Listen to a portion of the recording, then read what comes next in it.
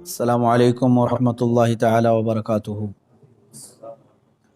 الحمدللہ الحنان المنان الذي خلق الانسان وعلمه البیان، والصلاة والسلام علی رسولہ سید الانس والجان وعلی آلہ واصحابہ ذوی الخیر والاحسان، اما بعد فاعوذ باللہ من الشیطان الرجیم، بسم اللہ الرحمن الرحیم۔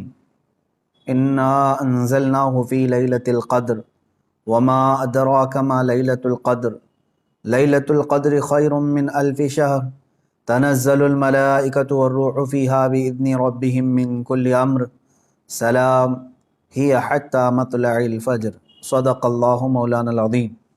بارگاہ رسالت مآب صلی اللہ تعالیٰ علیہ وسلم میں درود پاک کا ہدیہ پیش کریں۔ اللہم صلی علی سیدنا و مولانا محمد معدن الجود والکرم وآلہ واصحابہ الکرام وابنہ الکریم وبارک وسلم صلاۃ دائمۃ سرمدا ابدا۔ عزیزان گرام وقار، آج کی یہ شب احادیث رسول صلی اللہ تعالیٰ علیہ وسلم کے مطابق ممکنہ لیلۃ القدر میں سے ہے۔ حضور اکرم صلی اللہ تعالیٰ علیہ وسلم کے فرمان عالی شان میں یہ ملتا ہے کہ شب قدر کو رمضان کی آخری طاق راتوں میں تلاش کرو، 21، 23، 25، 27 اور 29۔ اور اکثر فقہائے کرام، اولیاء کاملین اور بزرگوں کا رجحان لیلۃ القدر کے متعلق اس رات ہی کی طرف گیا ہے، وہ 27ویں شب ہی ہو سکتی ہے، زیادہ غالب گمان یہ ہے۔ اور ہم لیلۃ القدر کو، شب قدر کو اس لیے بھی ڈھونڈتے ہیں کہ اس رات کی فضیلت میں میرے آقا صلی اللہ تعالیٰ علیہ وسلم نے ارشاد فرمایا، اس رات جو بھی مومن بندہ ایمان کے ساتھ کھڑا ہوا اپنے رب تعالیٰ کے حضور، رات میں عبادت کے لیے کھڑا ہوا، توبہ و استغفار کیا، تو حدیث پاک میں اللہ تعالیٰ اس کے پچھلے تمام گناہوں کو معاف فرمائے گا۔ اس لیے لیلۃ القدر کی جستجو میں ہر مومن رہتا ہے کہ اس رات کو اگر اللہ تبارک و تعالیٰ نے معاف کرنا ہے، اس میں میرا بھی نام شامل ہو جائے تو پچھلے سابقہ تمام گناہ معاف کر دیے جائیں گے۔ اللہ تبارک و تعالیٰ ہمیں لیلۃ القدر کی برکتیں عطا فرمائے اور سابقہ خطا اور گناہوں کو مولا معاف فرمائے۔ میں تمام مومنین سے یہی کہوں گا کہ یہ رات جس کے متعلق قرآن کہتا ہے لیلۃ القدر خیر من الف شہر، یہ ایک شب قدر جو ہے، ایک لیلۃ القدر، ایک رات 1000 مہینوں سے افضل ہے۔ 1000 مہینوں سے افضل ہے۔ 1000 مہینے کئی سالوں میں ہو جائیں گے۔ جب آپ اس کو ترتیب دیں گے 1000 مہینے تو کتنے سال بن جائیں گے۔ تو یہ اتنے سالوں سے بہتر ایک رات ہے۔ یوں سمجھ لو پوری زندگی عبادت کرنا ہے ایک طرف، اور لیلۃ القدر کی اس مقدس گھڑی میں عبادت کرنا ہے ایک طرف۔ اس لیے اس رات کو ضائع ہونے نہ دیں۔ جو لوگ اس رات کو عیش و عشرت میں اور ادھر ادھر بیٹھ کر کے یا پھر گھومنے پھرنے میں، بائک رائڈنگ میں اور لوگوں کے تماشے دیکھنے میں جو گزارتے ہیں، میں سمجھتا ہوں وہ بہت بڑے حرمہ نصیب ہیں۔ انہوں نے اپنی قسمت میں ملی ہوئی اس رات کو اپنے ہاتھوں ضائع کیا، ہلاک کیا۔ اور اسی لیے میرے آقا صلی اللہ تعالیٰ علیہ وسلم کی حدیث بھی ملتی ہے، وہ شخص تباہ و برباد ہو جائے، ہلاک ہو جائے جو رمضان کو پایا مگر اس کی قدر نہیں کیا۔ اب حضور پاک صلی اللہ تعالیٰ علیہ وسلم نے اس کے لیے دعائے ہلاکت فرمائی ہے، تو ایسا بندہ تو ہلاک ہونا ہی ہے، ایسے کو تو برباد ہونا ہی ہے جو رمضان پایا لیکن اس کی قدر نہیں کر سکا۔ تو میرے عزیزو، میں تمام نوجوانوں سے یہی کہوں گا، تمہارے لیے کھیلنے کودنے اور دوسرے کاموں کے لیے اور بھی بہت سارے اوقات ہیں، لیکن اس پاکیزہ وقت کو اس طرح ضائع نہ کرو۔ اور جو دیکھنے میں ملتا ہے، اس رات کو لوگ دوست احباب کے ساتھ نکل پڑتے ہیں، چلو عیش و عشرت کرنا ہے، کچھ گھومنا ہے پھرنا ہے، لوگوں کو پریشان کرنا ہے۔ اب تو حالات لاک ڈاؤن کے ہیں، باہر اگرچہ جانے نہ ملے مگر اپنے نوجوان بچے اپنے ہی محلے میں لوگوں کو، پولیس کو پریشان کرنے کے لیے نکلتے ہیں۔ تو کیا یہ رات اس طرح کے عیاشیوں کے لیے آتی ہے؟ کیا تم اس کو اوروں کی طرح، غیروں کی طرح سمجھتے ہو کہ انٹرٹینمنٹ کی ایک رات ہے، دوسروں کے تہواروں کی طرح رقص کرنا، ناچنا، شراب پینا، معاذ اللہ؟ یہ وہ رات ہے جو تمہارے سابقہ گناہوں کو معاف کرنے کی بشارت لے کر کے آ رہی ہے، تم اس کی طرف توجہ نہیں دیتے۔ تو پھر ایک بات یہ بھی یاد رکھ لو، تم میں سے کسی کو یہ بات خبر نہیں ہے، کسی کو معلوم نہیں ہے کہ اگلا رمضان تمہاری زندگی میں آئے گا کہ نہیں آئے گا، نہیں معلوم ہے۔ یہاں تو لاشیں اس طرح سے دیکھنے کو مل رہی ہیں، روزانہ موت کی خبریں اس طرح عام ہو چکی ہے۔ تو آپ اندازہ کرو کہ اگر آپ کو اللہ تعالیٰ نے یہ رات عطا کیا ہے تو یہی سوچ کر کے کہ آپ عبادت کرو کہ شاید میری زندگی کی آخری رات ہوگی، یہ لیلۃ القدر شاید میری زندگی میں دوبارہ نہیں ملے گی۔ جب یہ تصور تمہارے اندر آئے گا تو انشاءاللہ عبادت کا ایک ذوق بھی بڑھ جائے گا، لطف بھی آئے گا، اور اللہ تعالیٰ سے گڑ گڑا کر کے مانگو گے بھی۔ اس طرح سے مانگو کہ مولا اگر یہ میری زندگی کی آخری شب قدر ہے تو اس رات کو بخشے بغیر مجھے اپنی جگہ سے نہ اٹھا، میرا نام بخشے وہ میں شمار فرما۔ جیسے کہ حضور پاک صلی اللہ تعالیٰ علیہ وسلم مکہ مکرمہ حاضر ہوئے اور جب واپس ہونے لگے تو خانہ کعبہ کے پاس آپ نے یوں دعا فرمائی تھی کہ اے اللہ اگر یہ میری آخری زیارت ہے خانہ کعبہ کے پاس تو پھر یہاں سے مولا ہم سب کی مغفرت کے بغیر ہمیں باہر نہ فرما۔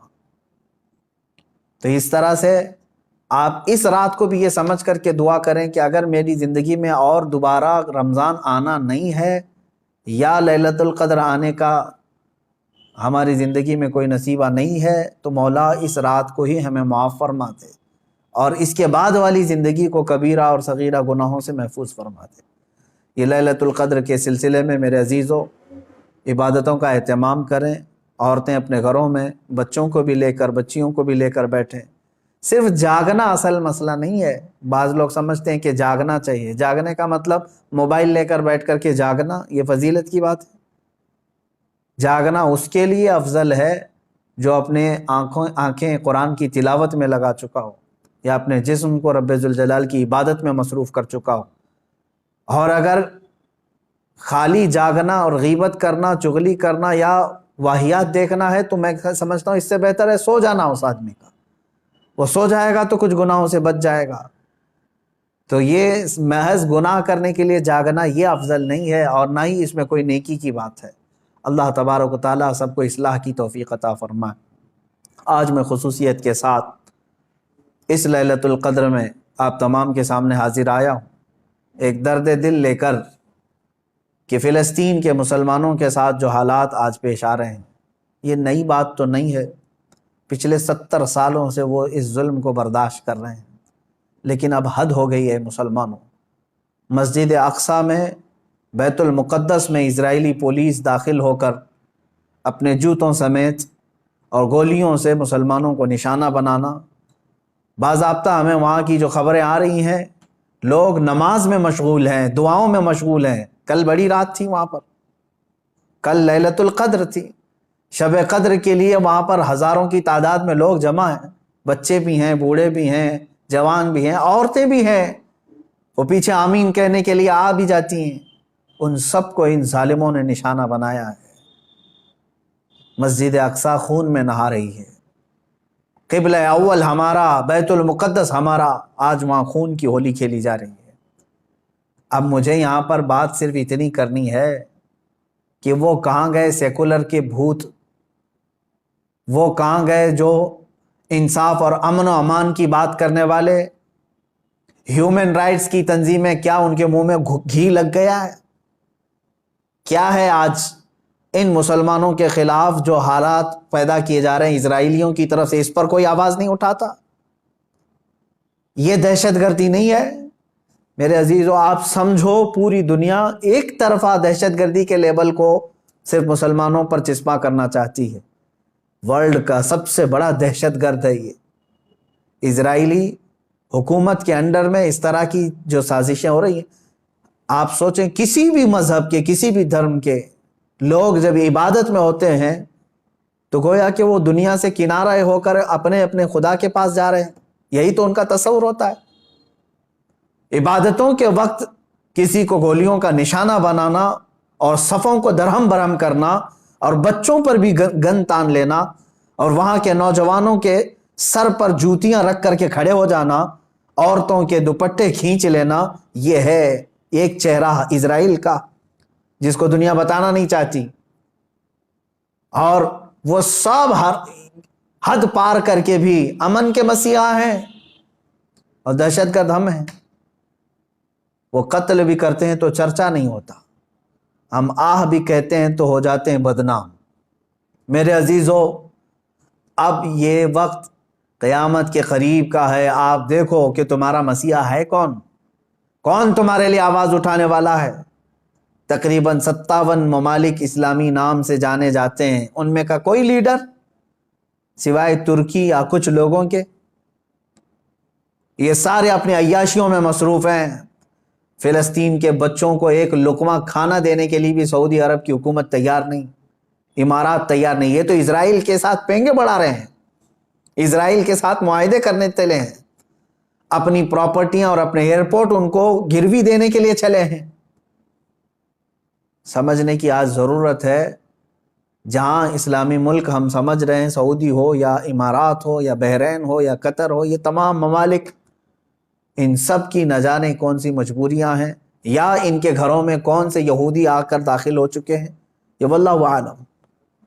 کہ نہ سیریا کے مارے جانے والے مسلمانوں کے لیے بات کرتے ہیں، نہ فلسطین کے نہتے بچوں کے لیے بات کرتے ہیں، نہ یہ برما کے قتل عام پر کوئی بات کرتے ہیں۔ ان کو تو کچھ لینا دینا نہیں ہے امت مصطفیٰ سے، بلکہ یہ الٹا امت کے ان غریب مسلمانوں کو بلیم کرتے ہیں کہ یہ اس طرح دہشت پھیلاتے ہیں۔ ایک وقت آئے گا، دیکھ لینا، ان کی کرسیاں ہلیں گی، وقت آئے گا جب ان کے تاج اچھالے جائیں گے، یہ سب بہت بری موت مارے جائیں گے۔ اس لیے کہ میں نے پڑھا ہے، کفر کی حکومت تو چل سکتی ہے لیکن ظلم کی حکومت نہیں چلے گی، ظلم زیادہ دن تک نہیں چلے گا، یہ صدائے بازگشت ہے، پلٹ کر کے واپس آنا ہے۔ آپ کو پتہ ہے، میں نے دیکھا ہے فلسطین کے بہت سارے لوگوں کو جن حالات میں وہ زندگی گزار رہے ہیں، اللہ کی پناہ، 35 سال 40 سال سے ان کی مارکیٹوں پر کرفیو لگی ہے۔ کرفیو سمجھتے ہیں، ایک دن 2 دن کرفیو لگے تو ہمارے دکانوں پر تالا، اور 40 سال سے کرفیو لگا کر کے رکھے ہیں کچھ مارکیٹس میں، بازاروں میں، دکانوں پر جالے لگ چکے ہیں، بہت ساری پراپرٹیاں اور جائیدادیں ہڑپ کر کے اسرائیلی غصب کر کے بیٹھے ہوئے ہیں۔ یہ ساری کی ساری چیزیں بنا ان عرب لیڈروں کی اجازت کے اور ان کی منظوری کے نہیں ہو رہی ہیں۔ یہ سب میں ان لوگوں کی ہمدردیاں شامل ہیں۔ انہوں نے سعودی ہو یا جتنے بھی یہ مسلم کنٹریز ہیں، فلسطین کے بچوں کے خون پر اپنی کرسیاں بچھائے ہوئے ہیں۔ آج ہمیں درد ہوتا ہے اس بات کا میرے عزیزوں کہ اب مسجد اقصیٰ کو بھی انہوں نے پامال کر دیا، مسجد اقصیٰ کے اندر داخل ہو کر کے اپنی گن کو اٹھا لیا اور عبادتوں کی اور صفوں کو وہاں پر درہم برہم کر دیا۔ اب یہ تمہارے سمجھنے کا وقت آ چکا ہے، اب مسلمانوں تمہارے اتحاد کا وقت ہے۔ لیکن ہم تو یہاں سے آواز اٹھاتے ہیں، جتنا ہو سکے میں بیدار کرنے کے لیے آواز اٹھاتا ہوں، ورنہ رہ رہ کے 100 زخموں کا خیال آتا ہے، کس زخم پر ہم بات کریں آج۔ اسی لیے وہ حالی کا شعر مجھے یاد آتا ہے، رسول پاک کی طرف مخاطب ہو کر کے حالی نے کہا تھا، اے خاص ہے خاصان رسول وقت دعا ہے، امت پہ تیرے وقت عجب آ کے پڑا ہے۔ آج یہی حال تو ہے امت پر، ایسے حالات کہ ہماری بہنیں بہت چیخ رہی ہیں اپنی عزت کے لٹنے پر، ہماری ماؤں کو بے آبرو کیا جا رہا ہے، لیکن ان کی مدد کے لیے اٹھنے والا کوئی شہسوار نظر نہیں آتا۔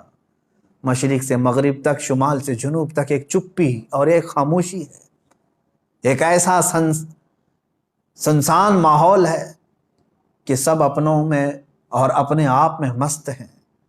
تمہیں معلوم ہے آج ہم افطاری کے لیے بیٹھتے ہیں تو بڑی بڑی نعمتیں کھا لیتے ہیں، ان بچوں کا کیا ہوتا ہے جن کی افطاری کے وقت ان کے باپ اور ماں کی لاشیں سامنے رکھی رہتی ہیں؟ رمضان المبارک ان کا ہر سال اس طرح سے خون میں نہلا دیا جاتا ہے، یہ کون سا انصاف ہے؟ یہ امریکہ جو ہیومن رائٹس کی بات کرتا ہے، دنیا کو انصاف اور جمہوریت دینے کا علمبردار کہلاتا ہے، یہ سب کے سب ان فلسطینیوں کے قتل عام پر خاموشی اختیار کیے ہوں گے۔ کہاں ہے وہ اقوام متحدہ؟ کہاں ہے وہ UN ہے؟ وہاں پر ان چیزوں کی بات نہیں ہوگی۔ ہاں اگر ایک اسرائیلی مارا گیا یا ایک یہودی یا ایک عیسائی مارا گیا تو اس کے لیے تو بوال ہوگا۔ مسلمانوں کا خون سستا ہو چکا ہے، مسلمانوں کا خون بہت عام ہے کہ ان کو کوئی بھی بہا دے۔ اے مسلمانوں، اس لیے آج تمہیں واپس اپنے اسی قدم پر آنے کی ضرورت ہے جہاں پر رسول پاک نے تمہیں چھوڑا تھا۔ میرے آقا صلی اللہ تعالیٰ علیہ وسلم نے جو نقوش ہمیں دیے وہاں پر تمہیں واپس آنے کی ضرورت ہے۔ تم اگر دنیا کی رضامندی کے لیے اپنے آپ کو بیچتے ہو، چند لوگوں کی رضا کے لیے اپنے آپ کو بدلتے ہو، تو یاد رکھنا یہ دنیا کبھی تم سے راضی نہیں ہوگی، کبھی راضی نہیں ہوگی۔ کیوں نہ ہم رسول پاک صلی اللہ تعالیٰ علیہ وسلم کی رضا کے کام کریں، اللہ اور اس کے رسول راضی ہو جائیں تو پھر ہماری وہ سابقہ قوت لوٹ آئے گی جس قوت سے قیصر و کسریٰ کانپتے تھے۔ وہ ایمانی غیرت واپس لوٹ آئے گی جس سے وقت کا چنگیز خان بھی ہل جاتا تھا، تھر تھر کانپتے تھے۔ وہ ایمانی غیرت اور حمیت واپس آ جائے گی۔ شرط صرف اتنی ہے، ان کنتم مؤمنین، تم سچے نبی کے غلام ہو جاؤ۔ ولا تہینوا ولا تحزنوا وانتم الاعلون، میرے رب کا وعدہ ہے کہ تم غم نہ کرو، پریشان مت ہو، تم بلند ہوگے، لیکن اس کے ساتھ ایک شرط ہے کہ تم نبی کی وفاداری تو کرو، غلامی میں تو آ جاؤ۔ آج فلسطین ہے، اس کے بعد شام ہے، اس کے بعد عراق ہے، اس کے بعد یمن ہے، پھر افغان ہے، برما ہے، یہ سب جگہ مذبح خانہ بنا ہوا ہے۔ جانور بھی اتنے نہیں کاٹے جاتے جتنے وہاں کے انسان کاٹے جاتے ہیں۔ میرے عزیزو، آج کے ان حالات کو دیکھ کر کے مجھے اندازہ ہو رہا ہے اب رب تبارک و تعالیٰ کا یہ قہر ہی تو ہے کورونا۔ جب ظلم بڑھتا ہے تو بلائیں بھی پھیلتی ہیں۔ یہ جتنے ظالم ہیں دیکھ لینا یہ بلاؤں میں گرفتار ہوں گے۔ آج یہ جو حالات پیدا ہوئے ہیں، کثرت سے یہ بیماری کا پھیل جانا اور کثرت سے موتوں کا ہو جانا، آپ کیا سمجھتے ہیں؟ یہ بھی ایک اللہ تعالیٰ کے غضب کی نشانی ہے، یہ اس کے قہر کی نشانی ہے۔ تمہارے پاس لاکھوں کروڑوں بھی ہوں گے، تم بچ نہیں پاؤ گے اس کی پکڑ سے۔ ظلم سے باز آ جاؤ۔ ظلم ایک ایسی چیز ہے جس کو کبھی دنیا نے پسند نہیں کیا، اور ہر ظالم کا انجام بہت سخت ہوا ہے۔ وہ چنگیز خان جس نے لاکھوں کی لاشیں بچھا دی تھی محض گھوڑے پر بیٹھ کر کے، ایک بار اپنے ہاتھ میں کسی چیز کو لے کر کھیل رہا تھا۔ مجھے یاد آتی ہے بات، آج فلسطین کے بچوں کے لیے اب بھی میری امید ہے۔ لوگ یہ کہتے ہوں گے ان کے پاس کچھ نہیں، ارے وہ چھوٹے کنکر اور پتھر سے مقابلہ کر رہے ہیں، سامنے والے پیٹروٹ میزائل لے کر کھڑے۔ اسرائیلیوں کے پاس گن ہیں اور وہ بچوں کی کھوپڑیوں پر لگاتے ہیں، اور دوسری طرف نہتے بچے ہیں۔ لیکن مجھے پھر بھی میرے رب تعالیٰ کی ذات سے یقین ہے، امید نہیں، یقین ہے کہ وہ مولا کریم جس وقت حالات بدلتا ہے تو پھر ان یہودیوں کو دیکھ لینا، ان کو سر چھپانے کے لیے نہ کوئی پتھر ملے گا نہ کوئی درخت ملے گا۔ میرے آقا صلی اللہ تعالیٰ علیہ وسلم کی حدیث ہے، قیامت کے قریب تم دیکھو گے ہر پتھر یہ تمہیں پکار کر کے کہے گا، اے مسلم آجا ادھر میرے پیچھے، کہ یہودی چھپائے اسے قتل کر دے۔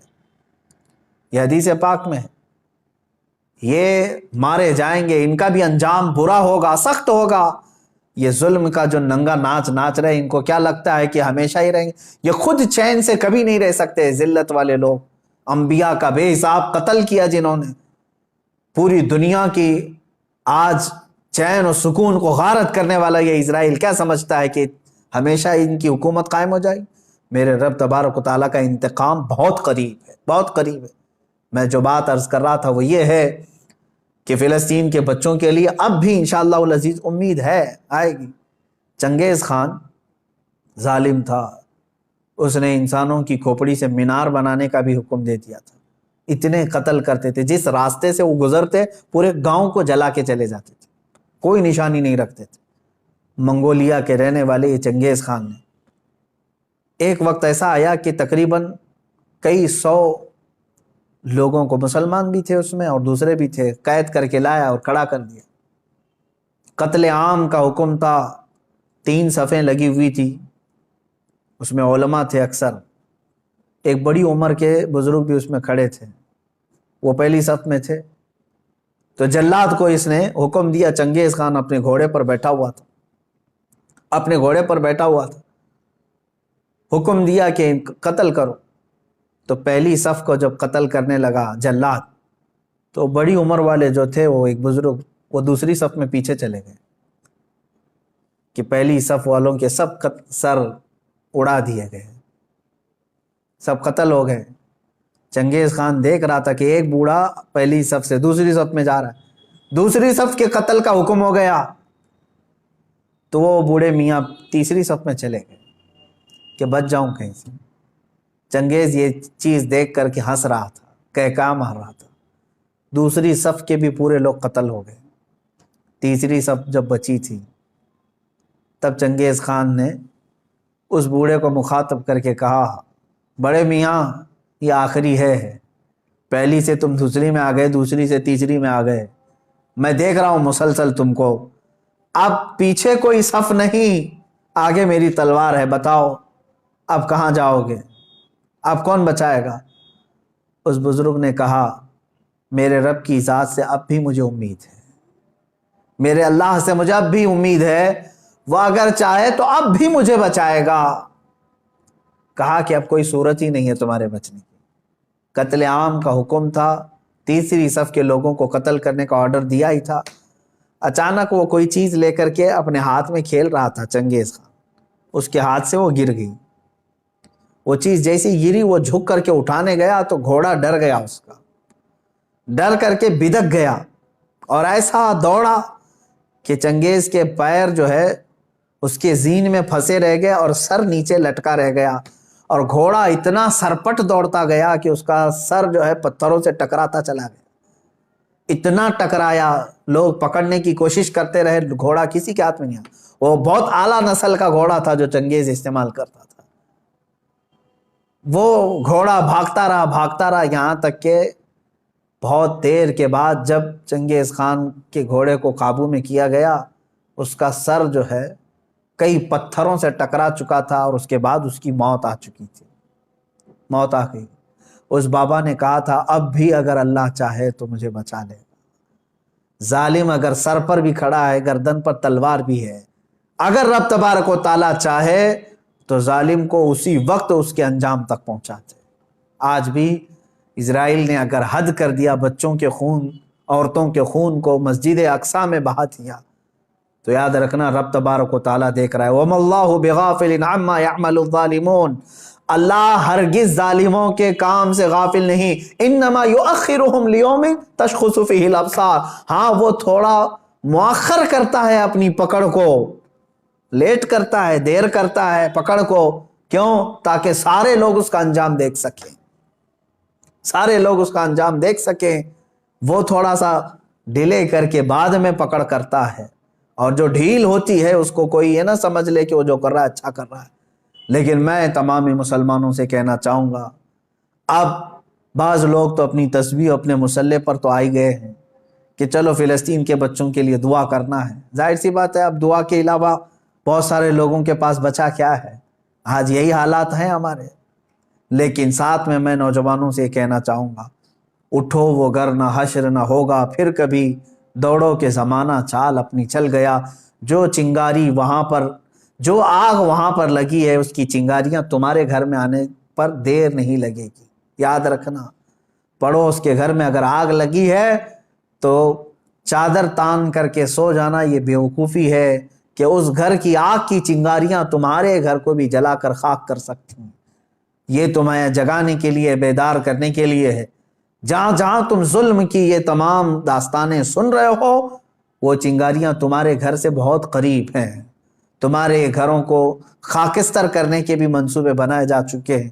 اس لیے ایمان کے ساتھ اور محبت مصطفیٰ کے ساتھ بیدار ہو جاؤ، قوت عشق سے ہر پست کو بالا کر دو، دہر میں نام محمد سے اجالا کر دو۔ مولا کریم اے رب رحیم، اے غفور و رحیم مولا، آج کی اس مقدس رات ہم تیرے دربار میں دعا کرتے ہیں، اے رب ذوالجلال تو رحم اور کرم فرما دے، امت مصطفیٰ پر کرم فرما دے۔ اے اللہ تیرے دربار میں ہم ہاتھ پھیلائے ہیں، فلسطین کے نہتے بچوں پر تو رحم فرما دے۔ اے اللہ رمضان کا پاکیزہ مہینہ ہے، اے کریم خدا رمضان میں لوگ روزے سے رہتے ہیں، دن بھر بھوکے رہتے ہیں، اے کریم خدا، اسرائیلی یہودی ظالم جنہوں نے ان کی افطاری سے قبل ان کو خون میں نہلا دیا یا ان کے رات کی تراویح میں ان کو خون سے نہلا دیا ہے، مولا تو کریم ہے، تو رؤوف و رحیم ہے، عزیز ذو انتقام ہے، ان ظالموں کو کیفر کردار تک پہنچا دے، ان کو تہس نہس فرما دے، اسلام و سنیت کا بول بالا فرما، کفر و شرک کا منہ کالا فرما، جتنے برے منصوبے اسلام اور مسلمانوں کے خلاف بنائے جاتے ہیں مولا سب کو تو خاک میں ملا دے۔ اے رب ذوالجلال احسن الخالقین، ہم سب کے تمام پچھلے سابقہ گناہوں کو معاف فرما دے، نیک اور اچھی زندگی عطا فرما دے، تیرے حبیب پاک صلی اللہ تعالیٰ علیہ وسلم کی سچی پکی عقیدت و محبت نصیب فرما، لیلۃ القدر کی برکت سے مولا ہم سب کی مغفرت فرما، جتنے لوگوں نے مجھے دعا کی درخواستیں کی ہیں سب کی جائز مرادیں پوری فرما، ہماری ماؤں بہنوں بچیوں بیٹیوں بہوؤں سب کی عزت و آبرو کی حفاظت فرما، جو بے اولاد ہیں انہیں صالح اولاد عطا فرما، جو بے روزگار ہیں انہیں حلال روزیاں عطا فرما، جو مقروض ہیں ان کے قرضوں میں آسانیاں عطا فرما، اے رب ذوالجلال جو جس پریشانی میں مبتلا ہے تو بہتر جانتا ہے، تو علیم و خبیر ہے، مولا سب کی پریشانیوں کو دور فرما دے، مولا ہماری نسلوں میں قیامت تک عاشقان مصطفیٰ پیدا فرما، ہماری اولاد کو ہماری نسلوں کو گستاخان رسول سے بچا لے، اے رب ذوالجلال ہماری دعاؤں کو رسول پاک صلی اللہ تعالیٰ علیہ وسلم کے صدقے و توسل قبول فرما، وصلی اللہ تعالیٰ علی خیر خلق محمد وآلہ واصحابہ اجمعین، وآخر دعوانا الحمد للہ رب العالمین۔ السلام علیکم۔